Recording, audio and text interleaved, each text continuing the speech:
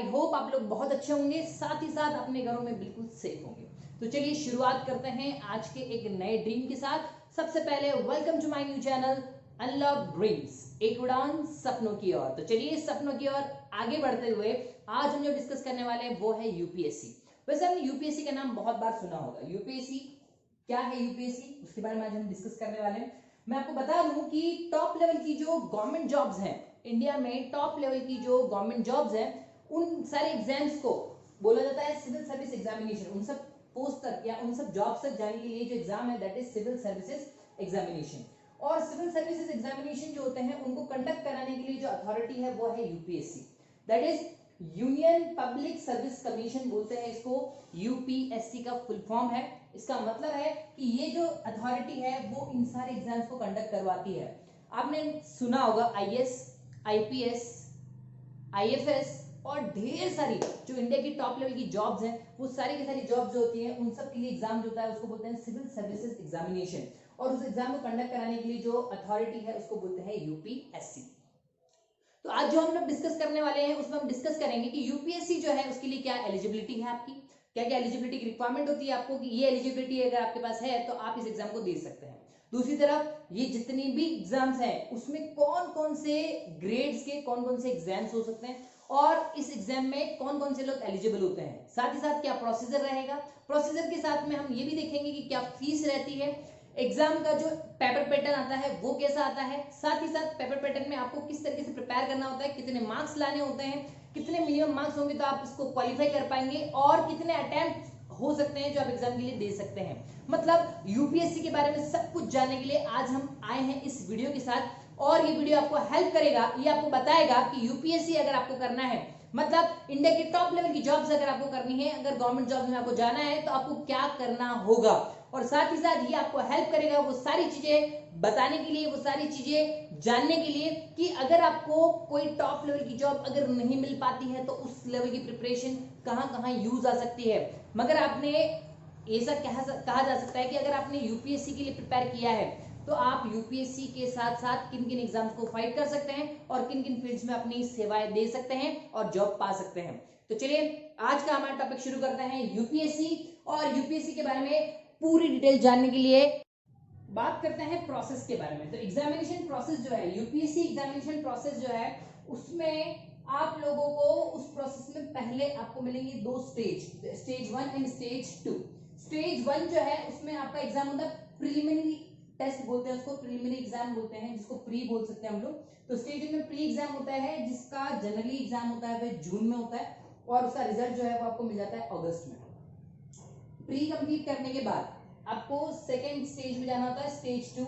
Stage 2 में mains का paper होता है। मेंस के पेपर में आपको दो तरह के एग्जामिनेशन के अंदर हाइल किए जाते हैं, जिसमें पहला एग्जामिनेशन रिटन टेस्ट होता है, दूसरा जो होता है interview that is personality test. ये दोनों अलग अलग है, ये स्टेज 2 में आते हैं। तो स्टेज 2 में मेंस का जब हम पार्ट परफॉर्म कर रहे होंगे उसमें एग्जाम आपका होता है रिटन, वो होता है अक्टूबर में। और अक्टूबर का जो रिजल्ट है वो आएगा आपका जनवरी में। जनवरी रिजल्ट आने के बाद अगर आप इसमें सेलेक्ट हो जाते हैं, अगर आपने स्टेज 1 क्लियर कर लिया तो स्टेज 2 में एंटर करते हैं। स्टेज 2 में अगर आपने मेंस में जो रिटन एग्जाम है अगर वो आपने क्लियर कर लिया तो जनवरी तक आपका रिजल्ट आ जाता है। ये रिजल्ट आने के बाद आप एंटर करते हैं इसके सेकंड हाफ के अंदर। उसका सेकंड हाफ जो है वो इंटरव्यू वाला पार्ट जिसको बोलते हैं पर्सनालिटी टेस्ट। अगर आप इसमें एग्जाम, उसका जो पर्सनालिटी टेस्ट जो होता है, इंटरव्यू जो होता है वो होता है मार्च में, और मार्च में जब टेस्ट होता है उसका रिजल्ट आता है मई में। अगर आप मई में क्लियर कर लेते हैं, मतलब यहाँ पे आपका रिजल्ट आ जाता है फाइनली, अगर आप सेलेक्ट हो चुके हैं तो इस इंटरव्यू के बाद आपका एक ट्रेनिंग सेशन होता है। ट्रेनिंग सेशन जो होता है वो होता है सितंबर में। मतलब ये पूरा का पूरा प्रोसेस जो है वो काफी लेंथी प्रोसेस है, क्योंकि आपने अगर इस साल 2020 में आप स्टार्ट करते हैं, 2020 जून में अगर आप स्टार्ट कर रहे हैं तो 2021 में सितंबर में आपकी ट्रेनिंग होगी। मतलब आपका काफी लंबा प्रोसेस होता है, कम से कम एक साल के लिए, एक साल से भी ज्यादा ये प्रोसेस चलता है। तो ये था एग्जामिनेशन प्रोसेस जो हमने डिस्कस किया। अब इस एग्जामिनेशन प्रोसेस के अंदर किस पेपर में, मतलब प्री एग्जाम्स में और मेंस एग्जाम जो है उसमें मार्किंग स्कीम क्या रहेगी और पेपर पैटर्न क्या रहेगा उसके बारे में चलो डिस्कस कर लेते हैं। देखते हैं एलिजिबिलिटी।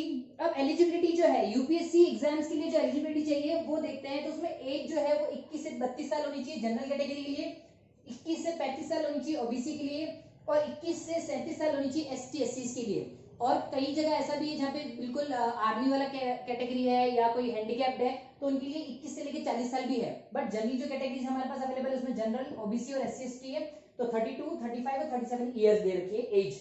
उसका नेशनलिटी, तो नेशनलिटी उनकी इंडियन होनी चाहिए या फिर कई सालों से वो इंडिया में रहना चाहिए। अगर कोई बाहर का भी है पर वो कई सालों से इंडिया में रह रहा है, उसके पास इंडिया की अगर नेशनलिटी है तो वो इंडिया की तरफ से एग्जाम दे सकता है। उसके बाद यूजी कंप्लीटेड होनी चाहिए। यूजी का मतलब अंडर ग्रेजुएशन कंप्लीट होना चाहिए, मतलब ग्रेजुएशन कंप्लीट हो जानी चाहिए, बीए कंप्लीट होना चाहिए, बीकॉम होना चाहिए, बीएससी, कोई भी ऐसा बीटेक, एमबीबीएस या कोई भी ऐसी जो डिग्री है उसके पास, जो ग्रेजुएशन की डिग्री वो कंप्लीट होनी चाहिए। उसके बाद बात करते हैं फोर्थ पॉइंट की, अटेम्प्ट, कितने अटेम्प्ट दे पाएंगे। तो जनरल कैटेगरी वाले 6 अटेम्प्ट दे सकते हैं, ओबीसी वाले 9 अटेम्प्ट दे सकते हैं, एसटी एससी में अगर हैं तो अनलिमिटेड अटेम्प्ट्स दे सकते हैं अगर वो 37 इयर्स तक नहीं हुए हैं, मतलब 37 साल की उम्र तक वो अनलिमिटेड अटेम्प्ट्स दे सकते हैं। अदरवाइज जनरल जो है 6, ओबीसी 9 और एसटी एससी जो है 37 इयर्स तक अनलिमिटेड जो ऑप्शंस है, मतलब अनलिमिटेड टाइम अटेम्प्ट्स दे सकते हैं। तो ये थी basic eligibility of UPSC examination. UPSC जो है वो इन सब एलिजिबिलिटी के बिहाफ पे आपको एलिजिबल बनाती है कि आप इसका एग्जाम दें और इसको क्वालिफाई करके आप इसकी बेहतरीन जॉब्स के अंदर जा सकते हैं। बात करते हैं पेपर पैटर्न के बारे में और उसी में स्टार्ट करेंगे प्रिलिमिनरी एग्जाम से। आपको पता है कि 2 स्टेज में पेपर होता था, तो स्टेज 1 का पेपर है दैट इज प्रिलिमिनरी एग्जाम, जिसको हम प्री एग्जाम भी बोलते हैं। वो एग्जाम जो है उसमें 2 पेपर होते हैं और दोनों ही पेपर एमसीक्यू होते हैं, जिसमें पहला पेपर जो है पेपर 1 जो है वो जनरल स्टडीज पे होता है, 2 घंटे का पेपर होता है, 100 क्वेश्चंस हैं 2-2 मार्क्स के और टोटल 200 मार्क्स का पेपर रहता है। 200 मार्क्स का पेपर जो है उसके अंदर नेगेटिव मार्किंग है, 1/3 नेगेटिव मार्किंग है, मैंने अलग से इसमें नोटेड डाउन कर रखा है, 1/3 नेगेटिव मार्किंग रहेगी। तो जनरल पेपर जो रहता है 2 घंटे का पेपर रहता है, ये कंप्लीट करना होता है आपको। उसी में सेकंड पेपर और भी रहता है that is CSAT, that is civil services aptitude test. Civil services aptitude test होता है, वो भी 2 घंटे का पेपर है, जिसके अंदर 80 क्वेश्चंस होते हैं, 80 क्वेश्चंस 2.5 मार्क्स ईच, और वो भी टोटल 200 मार्क्स का पेपर रहता है। दोनों ही पेपर कंप्लीट करके आपको अगर पासिंग चाहिए तो 33 मार्क्स आपको लाना ही पड़ेगा। 33 मार्क्स पासिंग लाने के बाद ही आप ये कंप्लीट राउंड, ये जो फर्स्ट जो लेवल है दैट इज प्री, वो क्लियर कर पाते हैं। 33 का मतलब हो गया कि दोनों में 33 आपको लाना है, दोनों में 33 आप ले आएंगे तो मतलब अल्टीमेटली आप दोनों ही पेपर को मिला के इसमें एंटर कर जाते हैं। तो इन दोनों पेपर को मिला के आप 33% जब मार्क्स ले आते हैं तो आप इसके अंदर एलिजिबल हो जाते हैं और आप प्री से लेके फिर मेंस में जाने के लिए, या मेंस में एक्चुअली ये जो राउंड है, ये जो एग्जामिनेशन वो करवाता है वो सिर्फ इसलिए करवाता है कि जिन लोगों को, ऑब्वियसली बात है आप समझते होंगे ये सब चीजों को, जिसको एलिमिनेशन राउंड बोलते हैं, तो ये एलिमिनेशन राउंड होता है, इसमें जो लोग क्वालिफाई कर जाते हैं वो मेंस के लिए चले जाएंगे और बाकी सारे लोग क्या हो जाते हैं यहाँ से बाहर हो जाते हैं। अब यूपीएससी का ये जो कंसेप्ट है ये है पेपर 1 के लिए, प्रिलिमिनरी के लिए। अब मैं बता दूं इनमें जो पेपर्स आते हैं वो बाइलिंगुअल आता है। बाइलिंगुअल पेपर का मतलब हिंदी और इंग्लिश दोनों में पेपर आता है और दोनों ही पेपर जो होते हैं वो कंप्लीट एमसीक्यूज होते हैं। बट इसके जो मार्क्स होते हैं वो फाइनल पेपर जो है, मतलब फाइनल आपकी जो सिलेक्शन प्रोसेस है उसमें नहीं जुड़ते हैं, ये सिर्फ आपका सिलेक्शन राउंड होता है, यहाँ से आप सेलेक्ट होकर मेंस पे चले जाते हैं। तो इसके जो मार्क्स होते हैं वो सिर्फ फर्स्ट स्टेज से सेकंड स्टेज तक जाने के लिए ही काम आते हैं। साथ ही साथ अगर ये एग्जाम जो है वो जनरल जो भी लोग दे रहे हैं उनके लिए तो नॉर्मल इतने ही आवर्स, मतलब इतना ही टाइम मिलता है, 2 आवर्स का। बट अगर कोई हैंडीकैप्ड है, कोई हैंडीकैप्ड पर्सन अगर इस एग्जाम को देता है और उसको कोई प्रॉब्लम है इस तरह की, तो उसको 2 घंटे के साथ 20 मिनट एक्स्ट्रा मिल जाते हैं। तो इसके अंदर 20 मिनट यहाँ और 20 मिनट यहाँ उसको एक्स्ट्रा मिल जाया करेंगे। मतलब अल्टीमेटली ये है कि प्री एग्जाम्स को अगर आप क्लियर करते हैं तभी आप मेंस का एग्जाम दे पाएंगे। और प्री एग्जाम्स में आपको 33% मार्क्स लाना कंपलसरी है, 33 नहीं बोल रहा हूँ, 33% मार्क्स लाना जरूरी है। तो आपको अल्टीमेटली इन दोनों पेपर को मिला के 200, 200, 400 नंबर में से 33% मार्क्स लाने रहेंगे। और ये दोनों पेपर कंप्लीट करने के बाद, इसमें भी ये पेपर कंपलसरी देता है, ये तो आपको करना ही है। तो इसको कंप्लीट करने के बाद आप सेलेक्ट हो जाते हैं और सेलेक्ट होने के बाद आप जाते हैं सेकंड लेवल पे। तो ये जो एग्जाम है वो एग्जाम कंडक्ट किया जाता है, मैंने आपको बताया था प्रीवियस मई में, और इसका जो रिजल्ट आ जाता है वो आ जाता है आपका अगस्त में। और उसके बाद आपका नेक्स्ट एग्जाम जो होता है वो होता है मेंस, जो होता है आपका अक्टूबर में। अब बात करते हैं मेंस एग्जाम के लिए कि मेंस एग्जाम में पेपर पैटर्न क्या रहेगा। Now we will discuss UPSC mains paper. जब हम यूपीएससी के मेंस के पेपर के बारे में डिस्कस करते हैं तो यूपीएससी मेंस जो है वो 9 पेपर्स कंडक्ट करवाता है। ये सारे पेपर्स वही लोग दे पाएंगे जिन्होंने पहला जो है प्री एग्जाम जो है, प्रीलिम्स के जो पेपर हैं वो उन्होंने कंप्लीट कर लिए हैं। कंप्लीट करने का मतलब वो उन्होंने क्वालिफाई कर लिए हैं, कट ऑफ कंप्लीट कर ली है। 33 कट ऑफ कंप्लीट करने के बाद वो एलिजिबल हो चुके हैं यूपीएससी मेंस के लिए। अब मेंस पे टोटल 9 पेपर्स हैं। 9 पेपर्स में जो कॉम्बिनेशन है वो है पेपर ए, पेपर बी, उसके बाद पेपर 1 2 3 4 5, उसके बाद optional paper 1, optional paper 2, total 9 papers हैं। 9 पेपर्स में से इनिशियल 2 पेपर जो है अगेन क्वालिफाइंग पेपर्स हैं, paper A and paper B. ये लैंग्वेज पेपर्स होते हैं जिसके अंदर एक आपका चॉइस का सब्जेक्ट होता है और एक लैंग्वेज होती है वो आपकी इंग्लिश कंपलसरी होती है। तो मतलब ये दो सब्जेक्ट के साथ आपको 2 पेपर देने हैं, पेपर ए, पेपर बी। ये दोनों ही पेपर 300-300 मार्क्स के होते हैं। 300-300 मार्क्स के इनिशियल 2 पेपर हैं, paper A and paper B. ये क्वालिफाइंग नेचर के एग्जाम्स होते हैं और इसके अंदर आपको 25% मार्क्स लाने होते हैं।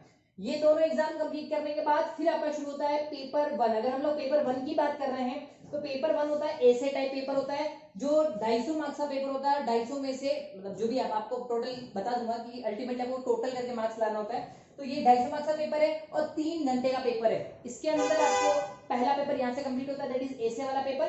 पेपर 2 3 4 5, ये पहला पेपर ऐसे हो गया। दूसरा पेपर, तीसरा, चौथा और पांचवा जो पेपर है वो जनरल स्टडीज का 1 2 3 4। जनरल स्टडीज में बहुत सारे ऑप्शंस, बहुत सारे सेक्शंस हैं, उसमें जनरल स्टडीज 1, जनरल स्टडीज 2 3 और 4 के पेपर्स हो जाते हैं टोटल 5 पेपर के अंदर, जो 250 मार्क्स का एक पेपर होता है और साथ ही साथ 3 घंटे मिलते हैं इस पेपर के लिए। उसके बाद आता है पेपर नंबर 6 एंड 7। ये ऑप्शनल है, ऑप्शनल 1 एंड 2 दो सब्जेक्ट्स होते हैं आपके पास। ऑप्शनल आपको 2 सब्जेक्ट लेने होते हैं, उन दोनों में आपको 250 मार्क्स से 2 पेपर मिलेंगे, वो कंप्लीट करना होता है। तो ये सारे के सारे जो पेपर है ये मेरिट बेसिस होते हैं, मतलब इनसे ही आपकी मेरिट निकलती है। तो आपका पेपर 1 2 3 4 5 6 7 जो है उसके ऊपर बहुत मेहनत करनी होती है। इन टोटल पेपर में मतलब 1 2 3 4 5 6 7 7 पेपर का टोटल मिला के होता है 1750 मार्क्स, 1750 मार्क्स। उसमें से आपको अपने कट ऑफ मार्क्स लाने होते हैं और इसके अकॉर्डिंग आपके टोटल मार्क्स बनते हैं। ये सब मार्क्स, इन सब मार्क्स को वेटेज देने के लिए कौन आता है? Qualifying marks. अगर आपके मार्क्स इनमें कहीं थोड़े बहुत कम लग रहे हैं तो ये ऊपर से जो 25 मार्क्स वाले जो पेपर्स थे उनमें से आपको हेल्प मिल जाती है। मतलब आपको ये जो पेपर है 7 पेपर, इसको मेरिट बेसिस बनाने के लिए तो इसमें अच्छी प्रिपरेशन करनी होती है। और इन पेपर के अंदर की तरफ और कौन से सब्जेक्ट्स होते हैं वो मैं आपको इसके साथ साथ ही बता दूंगा।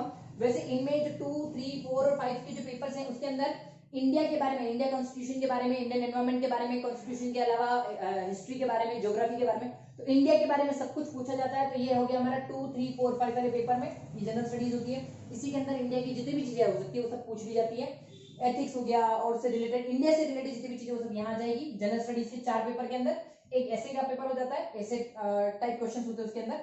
और आता है उसके बाद 6 और 7, ये जितने भी पेपर्स होते हैं वो डिस्क्रिप्टिव पेपर होते हैं, रिटन पेपर होते हैं, उसमें आपको रिटन करना होता है। और डिस्क्रिप्टिव पेपर का मतलब है आपको डिस्क्राइब कर करके लिखना होता है। टाइम आपके पास 3 घंटे हैं और आंसर्स आपको बहुत बड़े बड़े और लेंदी लिखने होते हैं। इसमें आपकी प्रैक्टिस होनी बहुत जरूरी है।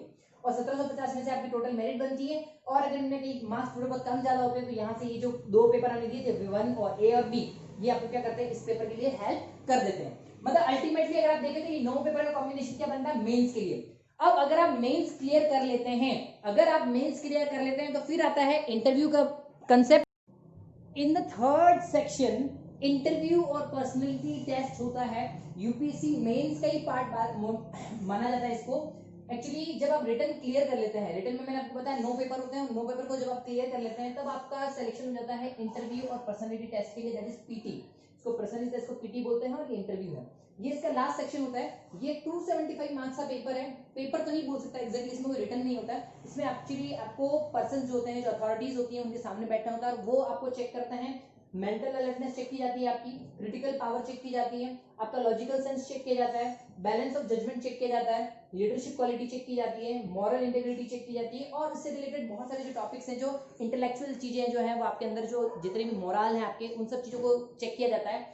और अगर इन सब चीजों में आप बेहतरीन परफॉर्मेंस दे देते हैं, मतलब इंटरव्यू आप ऑलरेडी जानते हैं, मैं बताऊंगा इसमें आपको एक इंटरव्यू हम लोगों ने रिकॉर्ड किया है वो भी हम आपके सामने रखेंगे। बट उससे पहले मैं आपको बता दूं कि ये जो इंटरव्यूज होते हैं, ये इंटरव्यूज होते हैं बहुत बेहतरीन पैनल बैठता है इसके साथ, और उन बेहतरीन पैनल के साथ में आपको अपने आप को रिप्रेजेंट करना होता है। और इसमें बेस्ट रिप्रेजेंटेशन करने के बाद टोटल जो होता है दैट इज 750, जो आपका प्रीवियस रिटन पेपर था मेंस का वो, प्लस 275 मार्क्स इसके, 275 मार्क्स इसमें, इसका टोटल हो जाता है 2025 2025 मार्क्स, जिसमें से आपको अराउंड 50% मार्क्स चाहिए होते हैं इस पेपर को कंप्लीट करने के लिए। और टॉपर्स जो होते हैं उनको आईएएस मिलता है, उसके बाद जो होता है उनको आईपीएस मिलता है, आईएफएस मिलता है, बहुत सारी ऊपर की जॉब्स मिलती हैं। और फिर रैंकिंग के हिसाब से डिसाइड होता है कि उसको किस तरह की जॉब दी जाएगी।